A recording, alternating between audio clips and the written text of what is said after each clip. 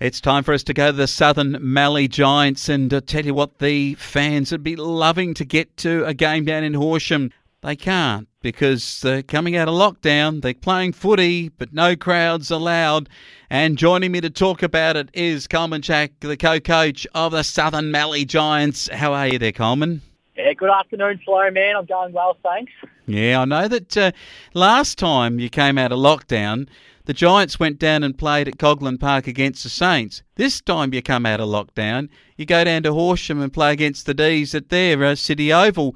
It appears that you can't get any supporters to end up going to any games in Horsham. No, not at the moment. It's a bit unfortunate. Yeah, all our loyal supporters doing all the hard work behind the scenes and, sort of can't get a bit of reward for their effort. So hopefully, a bit of luck. In a couple of weeks' time, we can get everyone back on deck. And, unfortunate for the Horsham, our local Horsham supporters down there. They haven't been able to go out their back doors and roll in to watch a game. But, hopefully won't be too far away. Yeah, I hope so too for you, Coleman. What has it been like over this couple of weeks for you farming guys out there? I suppose you're just business as usual. You order your spray, you get your urea, you go on with the next paddock.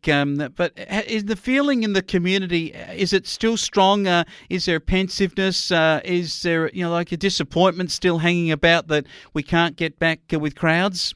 I think it's the general feeling in the farming community side, been a bit of rain around recently, so a bit of a jump in the step, which is good news for that side of the business. But the restrictions and all that has really made it hard for the traders in town and that. So you're always thinking of them and ways that the community can support them as well. So.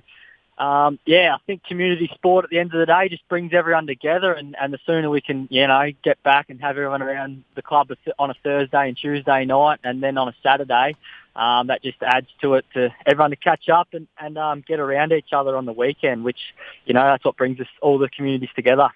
And it looks like with the programming, the way it's designed, you've obviously got this away game with no crowd, so it probably is an advantage in a way, because when you get to round 16, if, say, they lift that restriction on crowds, then you would be able to play at Beulah in that game against Dimboola, which I think is the long-awaited one that's been put there. That's the August 7 one, as my fixture says.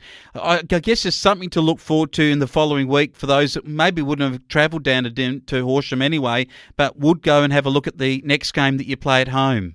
Yes, so fingers crossed. As far my understanding is, we probably won't come out of lockdown with crowds next week. I'm not 100% sure on that, but the following week we've got 2 home games in a row, so we should be out if everything keeps going to plan for that week. And we've got our big goods and services auction, which is a huge thing for our club. So hopefully we're hit that weekend with a bang, and we're in some good form on the field, and we can get around the club for the goods and services auction. Yeah, that is the August 14 goods and services auction, always at Hopetoun, and that's a really big one. Round 17, you get Horsham Saints too, by the way, which is going to be interesting because they beat you down there last time, but up at Hopetoun it could be a very different Southern Mallee Giants, and needs to be too, because you could be fighting for third spot at that point in time. But we digress. We're moving a bit further forward in the program, Coleman. Let's get back to this weekend. This is an absolute crucial game for the Southern Mallee Giants, your senior side. You come up against Horsham,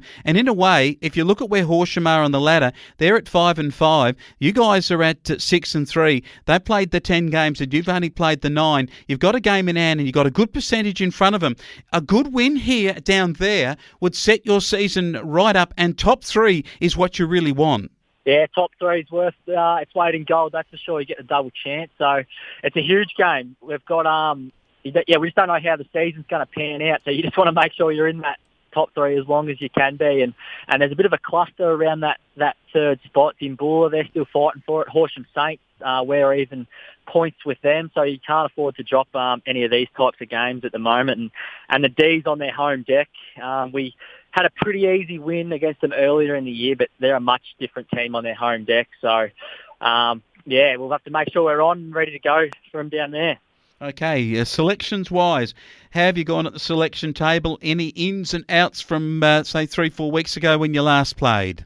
Yeah, so So Lou White, as we've touched on, he's out for the season now, but he was back at training and he's back amongst all the boys. So excellent. Yeah, great to have him back in the community, and he's recovering well at the moment, which is good. So, and Connor McCredden is also going back in the reserve, so he'll get his spot there at centre half back, and there'll be no doubt there'll be another opportunity at some stage open up for him to have a crack back in the team, and we've got coming in is Hayden Drew, so he'll offer us, plenty of X factor up forward. He's a proven goal kicker. Just gives us a few more options, and he can go through the midfield, as well as Fabian De Borlo back in the side from his knee injury in about round 2. So he provides plenty of run and drive off half back. We'll look forward to getting his run off the half back line. Okay, so Connor McCredden goes right back into centre half, back into the reserve side. And I noticed that you've got a very strong side. I think this is a really good side that you've put in for this week. Ted Linden at centre half back, he's a solid performer. Zach Robbins doesn't let nothing get past him. The two Webster boys are back. I know that, was it Ben that was a bit injured last a couple of weeks back? No, Josh, he was out for 7 weeks with his hamstring, so he's got one game under his belt before we got locked down. Yep. A few weeks of bit of a block of running in for him, so he should be fine, ready to go 100%. All right, and Rupert Sangster and Nick Dinham, that's a very solid forward line that you've got. Matt Bellinger, Ben McGee off of the interchange, so some good players. Your midfield looks pretty good too with Marnie and yourself in there, Cassidy Parish, Riley Cook in the ruck, and Burdett, and also Price, the two very, very good running players on the wings. I like the look of that side. Looks a very balanced team. I'm picking you to win this weekend. The reserve grade, this is going to be an absolute beauty. Your lads have got something to play for here, and Big Mick Saunders in the ruck, if he can get first use of the ball, then I reckon your fellas can come out of this. It is. It's one of our starting to get a bit of a strong team back in the reserve. So, it's a big game for them as well. So they'll be looking to get the 4 points and keep their spot in the top 3 to try and secure the double chance as well. So, Connor McCredden, he definitely strengthens us up down half back there, and Neildy's strung a few games together. So the on-ball brigade's looking very fit, and Brad O'Carra, he's been playing some good senior footy, so he'll be very helpful for the reserve boys. And Jado Cook comes into the team, so he's one of those young fellas that unfortunately can't play the under-17s as we don't have that team this year, so he's going to have his first crack in the reserves this year coming back from a knee injury. So looking forward to seeing how he goes after a few good weeks on the training track. Oh, that's great to hear, because they've got something to play for too. They're 4 and 6 in the reserves, and they're still a chance of finals. In fact, there's a bit of a logjam stall at 4 and 7 down at the lower part of the table in 8th place. All of the sides down to 8 can get into the reserves finals. So every game is crucial, and a good side in with Billy Allen coming off the reserve interchange bench. He'll give you some fire when he gets out there on the field. Now, the 17s obviously no side for you guys, but the 14s. Playing down there is going to be tough for you lads because they're always very good, but maybe not as good as they've been in the past. So, but a good chance maybe to get a quarter or two in without any mercy rule. Yeah, that's right. That'll be the boys' aim. So they can just keep on improving, which is what they've done all year. From when they ran out in that first game to where they are now, it's been huge. And credit to Lewin and Liam, Dale Shannon here. They've chipped in as well. So.